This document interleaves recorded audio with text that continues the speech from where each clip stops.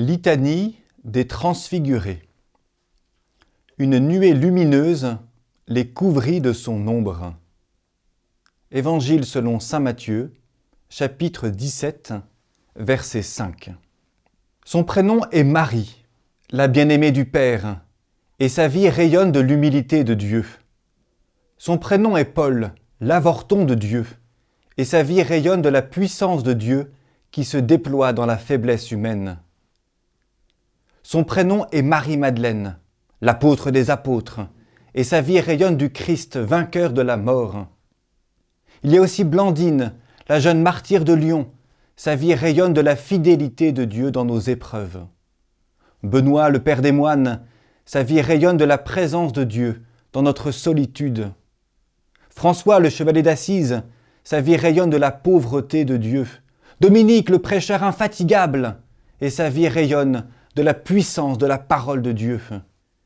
Ignace, le compagnon de Jésus, sa vie rayonne de la gloire du nom de Dieu. Il y a encore Pauline Jaricot, la femme aux 1000 projets, sa vie rayonne de la sollicitude de Dieu pour les travailleurs malmenés. Jean Bosco, l'éducateur audacieux, et sa vie rayonne de l'attention de Dieu pour tous les jeunes. Thérèse, la petite sœur de l'enfant Jésus, sa vie rayonne de la grandeur de l'amour de Dieu. Faustine, la messagère de la miséricorde, sa vie rayonne du pardon infini de Dieu. Et plus près de nous, Charles de Foucault, le frère universel, sa vie rayonne de l'affection de Dieu pour tous. Pierre Giorgio, l'alpiniste passionné, sa vie rayonne de l'éternelle jeunesse de Dieu. Padre Pio, l'homme des miracles, sa vie rayonne de la bonté de Dieu. Mère Teresa, le sourire de Calcutta, sa vie rayonne de la compassion de Dieu pour les plus misérables. Et enfin Carlo Acutis, le cyberapôtre, sa vie rayonne de la modernité de Dieu. Ces hommes et ces femmes, et tant d'autres, connus et inconnus, ont laissé la splendeur du Christ transfigurer leur vie.